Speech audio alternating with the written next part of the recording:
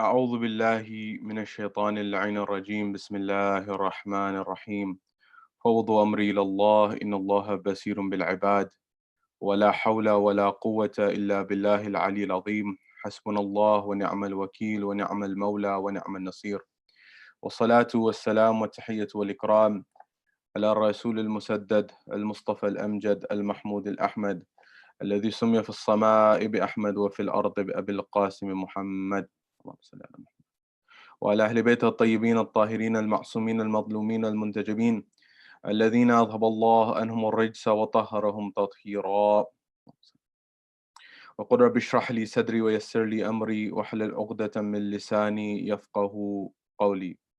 أما بعد، قال الله تبارك وتعالى في كتاب الكريم بسم الله الرحمن الرحيم يا أيها الذين آمنوا أطيعوا الله وأطيعوا الرسول وأولي الأمر منكم صدق الله العلي العظيم. My respected elders, brothers and sisters in Iman across the globe, Salamun alaikum jamian wa rahmatullahi wa barakatuh. Question: what was the leadership philosophy of Imam Ali alayhi salam? Keep that question in the back of your mind, inshallah, we'll return to it. We've been discussing the concept of Islamic ethics, of Islamic philosophy, of Islamic spirituality. And we said in the first portion of our lecture series that there are certain traits that one can adopt and should adopt with respect to Islamic philosophy. What does Islam truly say? What is the ethical traits that I should adopt in my life? And ultimately, how can I get towards spirituality? And we said in the second phase of our lecture series that if one wants to see perhaps the best example of Islamic philosophy, the best example of Islamic ethics, the best example of Islamic spirituality after Rasulullah, it is none other than the personality of Imam Ali ibn Abi Talib salawatullah wa salamu alayhi. And we said that Islam, in the aftermath of the death of Rasulullah, after Rasulullah, the world was faced with two Islams. The Islam of those who claim to use the mantle of power and leadership, the one who took on the positions after Rasulullah, and there of the example of Ali ibn Abi Talib. The example of Ali is the closest to that of Rasulullah. The example of Ali is the one that is in the closest proximity to Rasulullah in every sense of the word. Whereas there was another example that was not in substance Rasulullah's Islam, was not in substance the Islam of Allah subhanahu wa ta'ala. It was only the Islam of Rasulullah and Allah subhanahu wa ta'ala in terms of its titles. And we said that the rulers in the past, they used the titles of Khalifat Rasulullah. They used the title of Khalifat Allah fi ardh. They used the titles of Amir al-Mu'mineen, but they had none of the attributes of Amir al-Mu'mineen. They had none of the attributes of the leadership of Rasulullah. They had none of the attributes of the leadership that Allah subhanahu wa ta'ala wanted his governors and his vicegerents on earth to have. And therefore we were left to look at, why is it that we follow Ali ibn Abi Talib? Why do we follow Imam Amir al-Mu'mineen? Why is he so pivotal? Why is he so important? Why is he such a nucleus of the belief system after Rasulullah? And why do the followers of Ahlul Bayt alayhimus salam hold Ali ibn Abi Talib in such high esteem?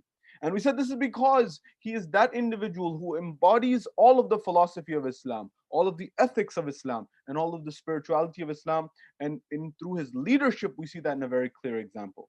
Therefore, I want to understand in our conversation today and look at a few important dimensions of the leadership of Imam Amir al-Mu'mineen and how we can derive benefits from it so that we can have a clear system of guidance, a clear system of leadership for our modern world. Our modern world, which needs it so much. Our modern world, which is starving for leadership that is ethical, leadership that is just, leadership that looks after the interests of the common individual, the one who doesn't have some connections, the one who doesn't have wealth, the one who doesn't have family prestige, the one who has no means in this world. Ali ibn Abi Talib and the leadership that Ali ibn Abi Talib espoused gives rights to those people, gives rights to those individuals that you and I, in our modern world, we see that there's a different face. Therefore, I want to look at what is the model of leadership in our modern world today. And how can we learn from the example of Ali ibn Abi Talib? What was happening before Ali ibn Abi Talib, and how did those people come to power, and what was their viewpoint, and what became clear at the death of Rasulullah, the martyrdom of Rasulullah? The next level I want to see is what happened at Ali ibn Abi Talib sallallahu salamu alayhi's inaugural speech. When a leader takes on their position of leadership in a government, They give an inaugural speech. Ali ibn Abi Talib gave an inaugural speech. What did he highlight in his inaugural speech? And finally, I want to look at what was the example of Ali ibn Abi Talib with respect to how did he show through his actions his philosophy of what he thought and his spirituality, and how his worldview was completely different than the worldview of some other people who came to lead after Rasulullah and before Ali ibn Abi Talib and after Ali ibn Abi Talib. These are the main things that I would like to highlight in our conversation so that we can understand what was the worldview of Imam Ali ibn Abi Talib salawatullah wasalamu alayhi, and what was the worldview of some of the people who are in opposition to Imam Ali ibn Abi Talib. So we can understand what is the true face of Islam and what is the Islam that became popular and is popular, unfortunately, according to some till this day, and how these two views of Islam completely differed. This is our agenda and our schedule for the brief moments that we have together, inshallah. The first point, our world is seeking leadership which is just, which is fair, which is equitable. How do leaders become leaders in our world today? Many a times, the leadership that comes to the forefront in our world today are people not who have justice, not people who have equity, not people who are standing for truth, not people who have any of these moral traits. Rather, you find the people who are coming to the forefront in leadership in much of our modern world today are people, for example, who are well connected. They have family connections, for example. People who have been well connected in politics, people who have been well connected in government, people who have been well connected in, for example, the arenas of entertainment, people who have been well connected in different fields of life. So, for example, if you look at the example of a man like, for example, the former president of the United States, for example, you look at the history, you'll find certain people who have been actors, for example, historically, those people coming to the forefront. You'll find in many other countries, you'll find these examples. Now, if someone's an actor or an athlete for that matter, or any of these things, that by in itself is not necessarily a bad thing. And rather, many times, people who are athletes or actors or celebrities in some capacity, if they are using their talents for good, if they are using their influence for good, then this was something that should be welcomed.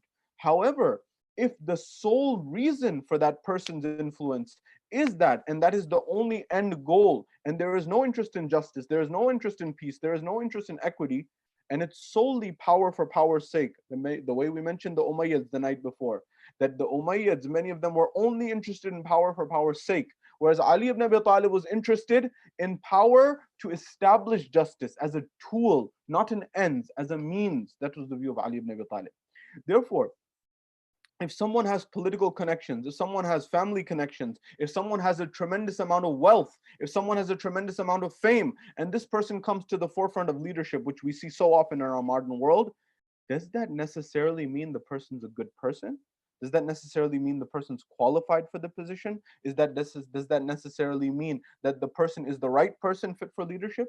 This goes back to what Plato or Aflatun said is the challenge and the problem of modern democracy, or democracy as we know it today. Even Winston Churchill said democracy is the worst form of government, except everything else has been tried. That he acknowledged that it's a form of lesser of evils. The same thing Plato was saying, that this idea that sometimes you have people, not sometimes, many a times, most of the time, you have people who are unqualified to make a decision about leadership that is through the popular vote. But we don't have many better means, and therefore this becomes the lesser of the evil argument. Therefore, people say, oh, this person is famous, a celebrity. This person is known in sports. This person is wealthy. Therefore, if we see wealth, if we see celebrity status, if we see sportsmanship, if we see athleticism, if we see people famous on one front, we think that they achieved what they achieved necessarily by means of doing things right, for example. And we don't consider luck. I'll give you the example of wealth. There are many people in our world who have worked very hard and very ethically, as we will see later in the lecture and conversation, who worked very hard and ethically to obtain wealth. But there were other people who did not work hard and they just inherited wealth, for example.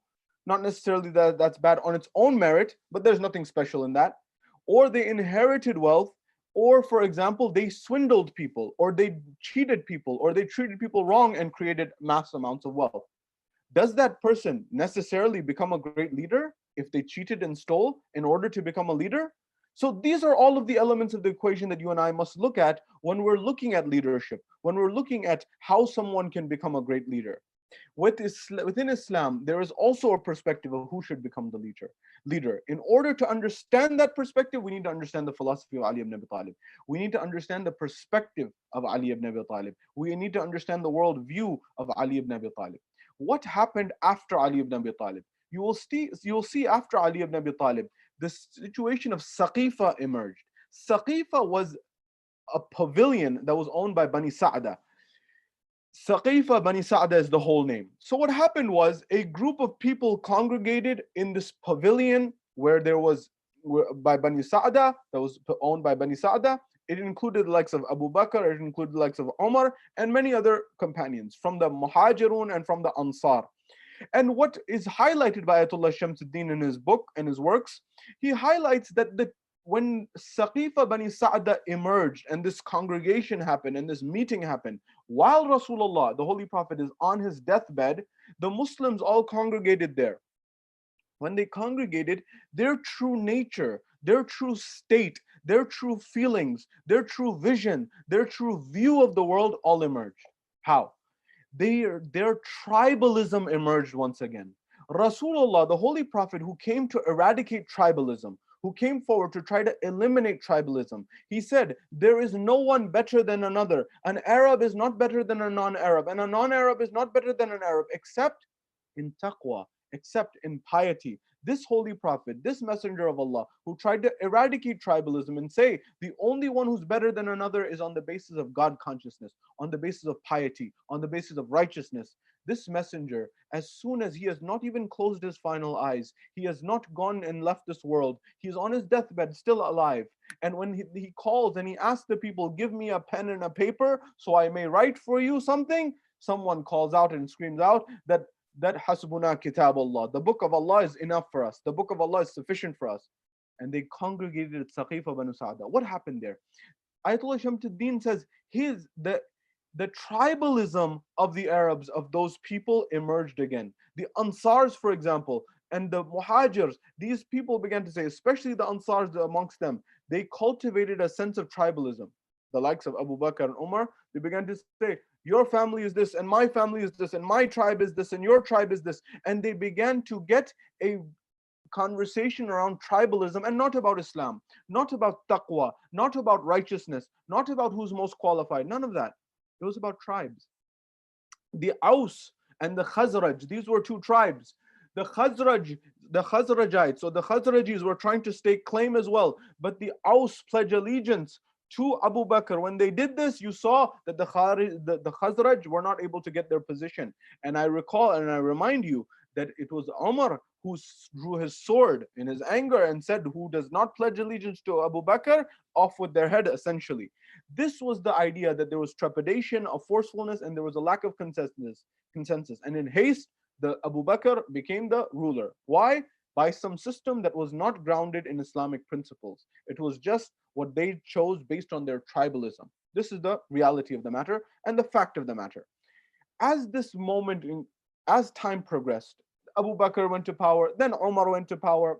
And Umar's time, I said, the Muslim era, the Muslim region expanded, but not in the right way. The Muslim empire expanded through bloodshed, through looting, through plundering, and all the likes. And the status quo for the average Muslim became very good. Many people became Muslim just because it was advantageous economically to do so. And therefore it expanded. And again, during the time of Uthman. When Uthman was killed, when Uthman was assassinated, the people came to the door of Imam Ali ibn Abi Talib. When the people came to the door of Imam Ali ibn Abi Talib, at that point in time, Imam Amir al-Mu'mineen, he reluctantly accepted. When he accepted this position, there came a time when he accepted, he said that he will now come to the time of his inaugural speech. When people come to the mantle of leadership in the United Kingdom, in the United States, in Canada, and throughout the world, across the world, it is the custom and the tradition that a leader, a president, a prime minister, a world leader, a statesman, when they come to the mantle and the position of leadership, they give an inaugural speech. They give an inaugural address. When they give an inaugural speech, they give an inaugural address, they highlight and they outline what is their philosophy of leadership, what is their philosophy of governance, what is their philosophy of how they will operate, what are the ethics that they will espouse to, what are the traits and goals that they will work towards. For example, they will say, for example, we will try to develop the economy. We will try to make sure everyone is taken care of economically. We will try to bolster safety. We will make sure that our borders are safe. We will make sure that our country is safe. And all of these different promises and things are highlighted. Some are attended to throughout the term, some are not attended to throughout the term. Nonetheless, Ali ibn Abi Talib also gave an inaugural address. He also gave an inaugural speech. But what did Ali ibn Abi Talib say when he came into the masjid? When Ali ibn Abi Talib came to the masjid to give his inaugural speech in Medina, there was a moment where Ali ibn Abi Talib enters into the mosque. When he enters into the mosque to give his inaugural address, he enters in a state where he goes straight towards the minbar of Rasulullah. When he went straight towards the minbar of Rasulullah, we are told that on the first stair, the first Khalifa would sit. On the second stair, the second Khalifa would sit. On the third stair, the third Khalifa would sit. All the way at the top was the position of where Rasulullah would sit.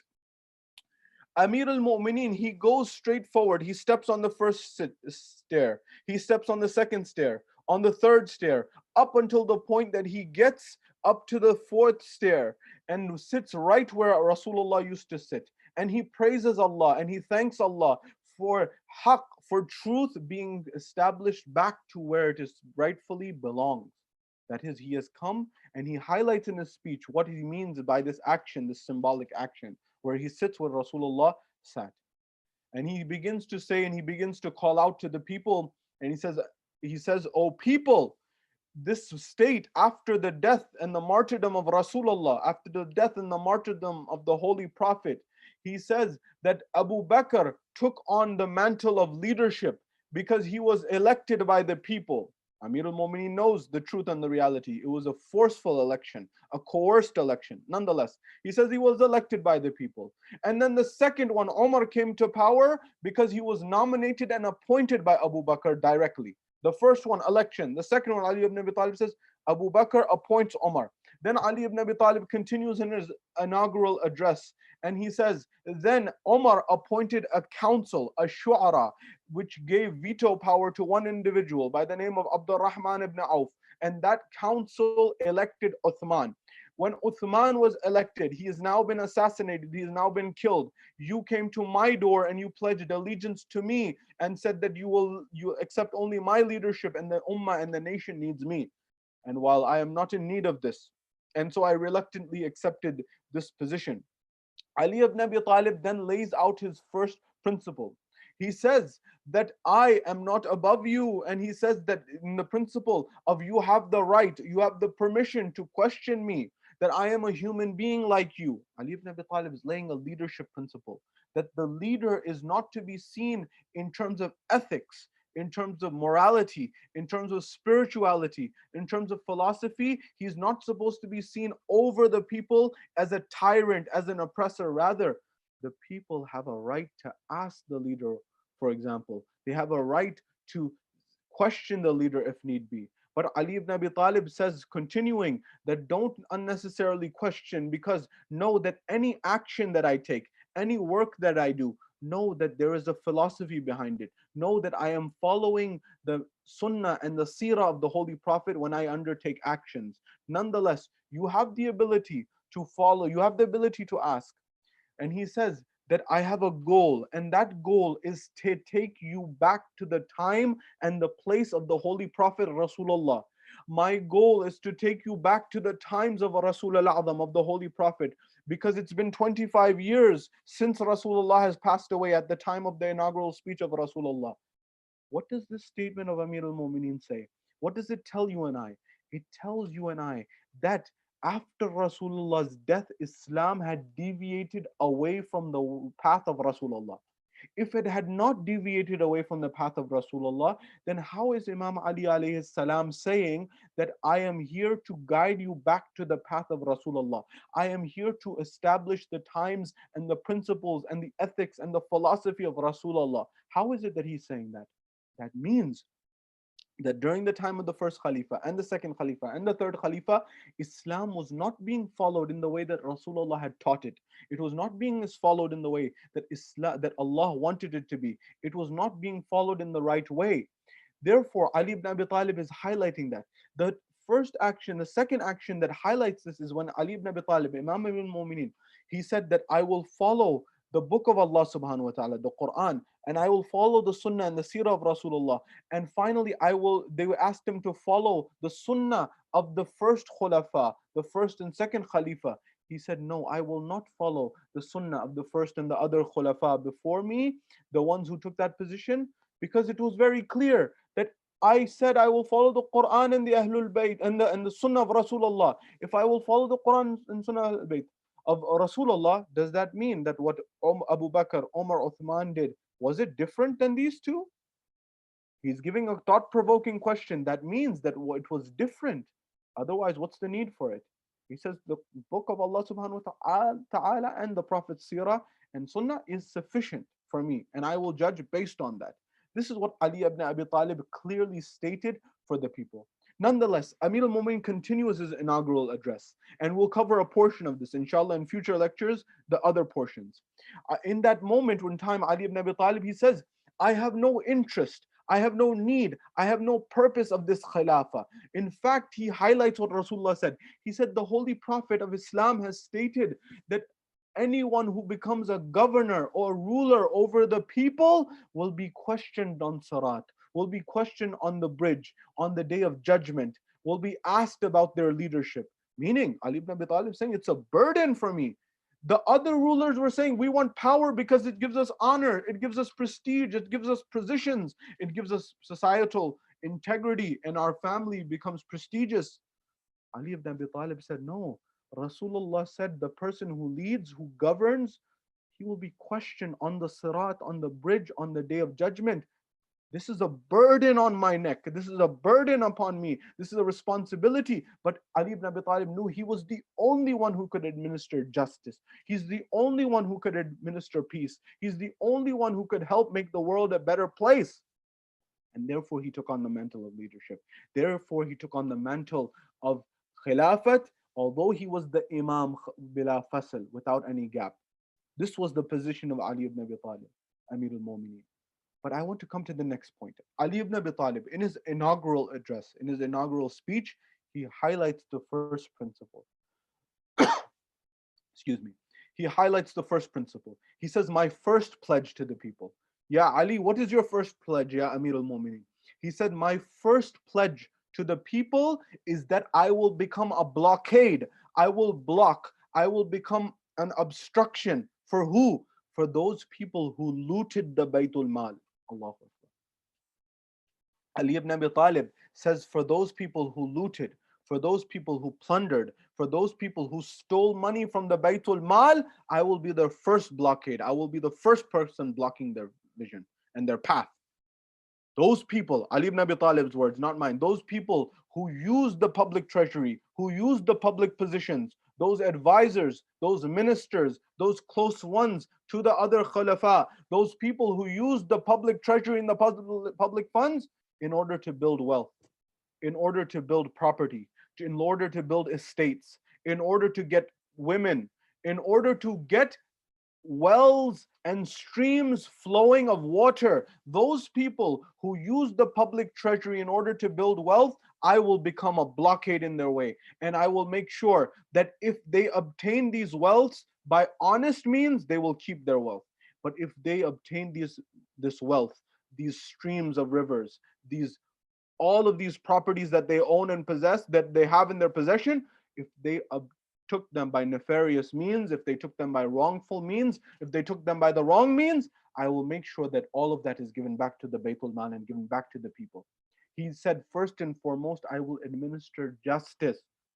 These people who Amir al-Mu'minin says, they built their wealth, they built their estates, they got women, they got horses, the cars of the time. They built all of these streams and rivers, and they focused on the luxuries of this world and neglected the hereafter. Ali ibn Abi Talib says, I will make sure that justice is administered, and the people whose right has been taken from the public treasury, that right is returned back. And if they accept it, and if they got this with rightful means, and if they got this fairly, they can keep it, no problem. I say this because in Islam, there's a principle that Ali ibn Abi Talib is laying out here, that a leader should not use his office or her office in order to focus solely on themselves. A leader should not use their office in order to take over other people's rights at their own benefit and neglect the people. Rather, no, a leader should first focus on the people more than anything else, and finally themselves. The people, the leader's job is to administer justice. I say this because Ali ibn Abi Talib highlighted those people specifically who had large streams of water flowing. Why is this one significant? What was their philosophy? The philosophy of others, those people who are khulafa, those people who are advisors to khulafa, those people who are close confidants to the first three khulafa, who are becoming wealthier and wealthier and wealthier, they were just taking the public treasuries, people's money, and building for themselves. What did Ali ibn Abi Talib do? Now look at the worldview difference. This was one worldview. Take people's property and establish for yourself. What was the view of Ali ibn Abi Talib? For 25 years, Ali ibn Abi Talib, what was he doing when his right was taken by the first, second, and third? What was he doing? If you look at the history, you will find it clear. Ali ibn Abi Talib was working on research and he was writing a tafsir of the Quran al-Majid wal-Furqan al-Hamid, number one. Number two, we think he was just sitting at home. No, Ali ibn Abi Talib, Imam Amir al-Mu'mineen, he would go and establish land. He would develop land. He would develop property. He would develop wealth. This is how Ali ibn Abi Talib, he developed a tremendous amount of wealth. But what did he do with his wealth? That's the question I want to highlight. We're told there's a moment in time in Islamic philosophy, in Islamic economic development, if you want to build a land, if you want to own a land or possess a land, you have the right to take on any land that has not been claimed by anyone else, with the exception that you develop the land, you cultivate the land. So for example, the Muslims were in Medina. If someone goes outside of Medina, they are allowed to say that this land is mine. This 6x6 plot of land is mine. I will develop it. The responsibility of developing it, working on this land is my responsibility. In turn, this property becomes mine. The orchards on this become mine. The water on this become mine. All of this becomes mine. But why? For my sweat equity, the labor that I put in order to build this land. Ali ibn Abi Talib, we're told he took on some land outside of the city of Medina. When Imam Amir al-Mu'mineen took on this land outside the city of the Medina, he would, for example, work very hard to cultivate land. We're told there's a moment in time where Imam Amir al-Mu'mineen, he walks towards the jungle, towards the forest outside of Medina, and he has a sack on his back. When he has a sack on his back, the people ask, Ya Ali, where are you going? What are you taking with you? What do you have with you? He said, date palms, inshallah. Of course, he did not have date palms at that point in time, but they were just the seeds that Ali ibn Abi Talib was going to plant in the land outside of Medina. This was the vision of Amir al-Mu'mineen. When Imam Amir al-Mu'mineen started to cultivate another piece of land outside of the city of Medina, he went towards this piece of land. When he went towards this piece of land, he took out his pickaxe and he took out his shovel and he began to dig. And he began to dig.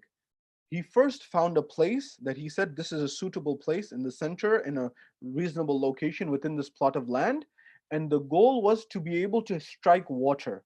When his goal was to be able to strike water, at that point in time, he did the dua to Allah subhanahu wa ta'ala and had trust and tawakkul in Allah subhanahu wa ta'ala that my Lord will make my hard work fruitful. And he began to dig. He began to dig with a shovel in the middle of the ground. One day he's digging very much, to the point that nothing emerges. Ali ibn Abi Talib goes home for the day. The next day he comes back again, he begins to dig again. Look at the hard work of Imam Ali ibn Abi Talib. This person who is Mazharul Ajaib, who is Fatih Khaybar, who's the person who has all of the strength and all of the knowledge. Look at how he's working. There was no one more intelligent. There was no one more wise than Ali ibn Abi Talib. Look at how he's acting. But he's working hard in the fields. A principle of leadership. Ali ibn Abi Talib is working, he's digging, day 2. Day 3, he comes again. He digs, nothing emerges. The next day, several days pass in this way. One day we're told Ali ibn Abi Talib comes to that plot of land that he's working on developing. And when he comes to this plot of land that he's working on developing, he begins to strike and he begins to strike. He takes a pickaxe this time, a pointed structure, and he begins to strike the land and he begins to strike the earth. Nothing is emerging. At that point in time, Ali ibn Abi Talib, his breath is becoming very strong. He's breathing very hard. He's sweating profusely to the point that the narration says that the people in the surrounding city began to come out and they began to see what's going on. At that point in time, Imam Amir al-Mu'mineen, look at him. He's not embarrassed. He's not humiliated. Rather, he's saying that my dignity, my honor is in this hard work. Those people, look at the dichotomy. Look at the difference in viewpoint. Ali ibn Abi Talib's view is working hard and honest in front of people does not matter. That is true Islam. The other ones steal the property, loot the property of the public treasury behind the scenes so that in public we look very nice and dignified because we have lots of wealth. Ali ibn Abi Talib is laying out his principle in his philosophy, his ethics, his way of seeing the world, in his actions, his ethical traits. When the people came out, Ali ibn Abi Talib stepped out. He removed the sweat from his eyebrow, the tradition says, and then he went back into the, the, the, the hole that he had dug. He went back in one more time. This time he took all of his strength and he struck the ground. When he struck the ground, at that moment, the ground could no longer take it. A spring of water emerged and began to spring forward from the earth. At that point in time, all of the people witnessing this, all of the people seeing this, all of the people looking at this scene and this scenario, they began to exclaim. There were mixed emotions. Some people were happy, some people were sad, some people were jealous, some people were mixed emotions.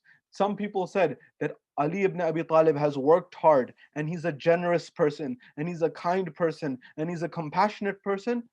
Therefore, Allah subhanahu wa ta'ala has rewarded Ali ibn Abi Talib for his kindness, his generosity, and his hard work. Surely he will do good work with this income.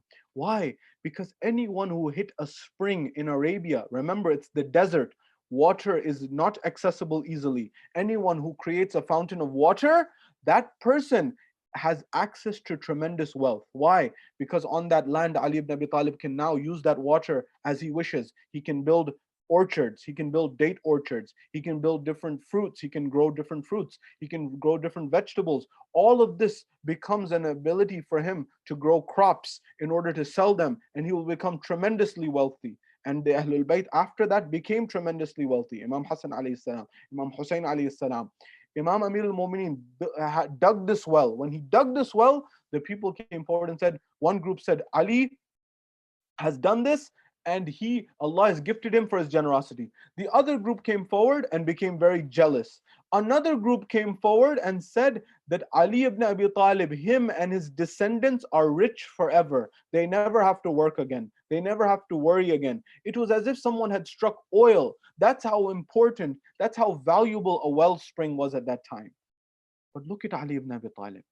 As soon as this well and water springs out from the ground, and Ali ibn Abi Talib, the one who worked so hard and did all the work to get this water spring, what happened? He said, "Oh people, bring me a paper and pen." He said, "Oh people, bring me a paper and pen." They brought him a paper and pen. When they brought him a paper and pen, Ali ibn Abi Talib, he says, "I am writing a trust to you." He said, "A trust." Look at the philanthropy of Ali ibn Abi Talib. Look at the selflessness of Ali ibn Abi Talib. He's done all of the work and now he struck water, which was like striking oil or like striking gold. This entire property is now his. Look what he's doing. He says, "Bring me a paper and bring me a pen." He says, "I have endowed this to you. I am entrusting this to you. I am waqfing this to you, this water spring, that you may be able to benefit." For who? He puts conditions. He says, "I want you to use the wealth from this for the poor, the people and the destitute, the people who do not have anyone to look after them, the poor of society. Make sure you use the wealth from this water spring, that you develop the land. When you develop the land and this water allows you to build orchards, this wealth will be used for the poor and the destitute." Who else, Ya Amir al-Mu'mineen? The second condition Ali ibn Abi Talib puts, any traveler who comes to town, any traveler who comes here, I want the money from the spring that I dug as an endowment, as a trust, as a waqf. I want that to be used on the traveler. This was number two. Number three, Ali ibn Abi Talib says, I want the wealth from this well that I have dug as an endowment, as a trust, as a waqf. I want you to use this wealth to help the orphans get married. Allahu Akbar. The vision of Ali ibn Abi Talib. He's highlighting a principle, not a principle, many principles for you and I, so we can understand what we should be doing with our wealth, what we should be doing in terms of philanthropy, what we should be doing in terms of making the world a better place. Ali ibn Abi Talib says, first for the poor and the destitute, second for the traveler who is traveling here in this land, and then he says to make number three, to make sure that those people who are orphans, who don't have someone to take care of them, there you to make sure that they get married when there is the time for them to get married. Why can you and I not do this as well? He says, number four, to make sure that those people who need medical aid, who need medical assistance, who need income in terms of medicine, make sure that those people, if they don't have the money, use the money from this well, use the money from this endowment, use the money from this trust, so that you help them be able to have medicine when they need medicine. And finally, he says, number five, I entrust and I endow this so that you use the excess income from this well for the public good, for making the world a better place. And whoever needs it for the public good, use this wealth from this well that Ali ibn Abi Talib has dug to make the world a better place. And he says at the end, he says, I have done this for the rida, for the will of Allah subhanahu wa ta'ala, for the blessings of Allah subhanahu wa ta'ala, for the hereafter, and from salvation from the hellfire. Ali ibn Abi Talib is much exalted and above the hellfire, but he's laying a principle out for you and I. When you and I work hard, when we get something, if I were to strike gold, if I were to strike wealth, if I were to strike oil, what would I do? I question for myself and for all the brothers and all of those watching and all of those across the globe.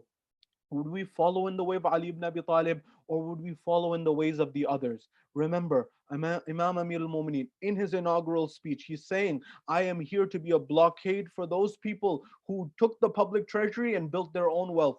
And he highlighted those people who built flowing streams of water for themselves. Ali ibn Abi Talib built flowing streams of water, and he did it on his own hard work. But for who? He did it for the people. He endowed it to the people. He waqfed it to the people. In Usul al-Kafi, our most authentic book of tradition, according to many scholars, in that Ali ibn Abi Talib used his wealth to free not one, not two, not 100. In Usul al-Kafi, we have a narration that Ali ibn Abi Talib used his wealth that he developed in that 25-year period to free over 1,000 slaves in the way of Allah. This is what Ali ibn Abi Talib did with his wealth. He was not focused on wearing the most luxurious things or things of this nature. Not necessarily. Not in his time and space. Yes, Imam Hassan Alehissalaam used to wear good clothes and say, Inna Allah Jameel yuhibbul Jamal, that Allah is beautiful and He loves beauty. But Ali ibn Abi Talib is laying a principle and he's stating a fact. And the fact that he's stating is clear.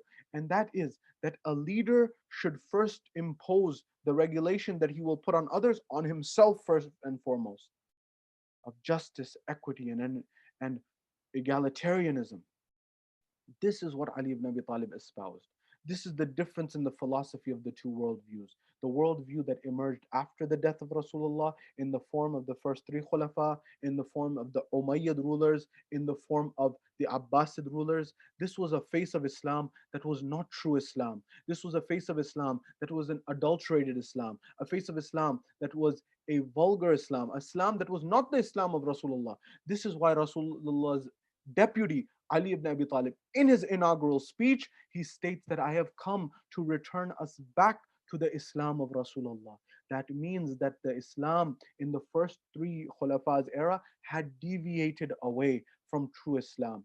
This is not to cause any friction between the Muslim world. Rather, it's to establish the truth and establish to understand the perspective of Ahl al-Tashayyu that was understood by some and unfortunately is not understood today. The scholarship understood in the past that there was a very good reason why Shias believe what they believe. Unfortunately, there's become a narrative amongst some Muslims today, that's a minority view that's become majority, that the Shia are a political movement solely that has no religious basis. Rather, we believe in the philosophy of Ali ibn Abi Talib, the ethics of Ali ibn Abi Talib, the spirituality of Ali ibn Abi Talib, so that we can get those traits in our own lives. And in order to study the life of Ali ibn Abi Talib, we understand what true Islamic philosophy is, what true Islamic ethics are, and what true Islamic spirituality is, because they are not separated in true Islam. A ruler must impose upon themselves to be a good governor, to be a good ruler, to be a good leader, must first impose those on themselves in order to have Islamic philosophy, Islamic ethics, and Islamic spirituality. We ask Allah subhanahu wa ta'ala to allow us, to endow us with a fraction of the spirituality, a fraction of the ethics, a fraction of the philosophy of Ali ibn Abi Talib, and allow us to establish this in our lives.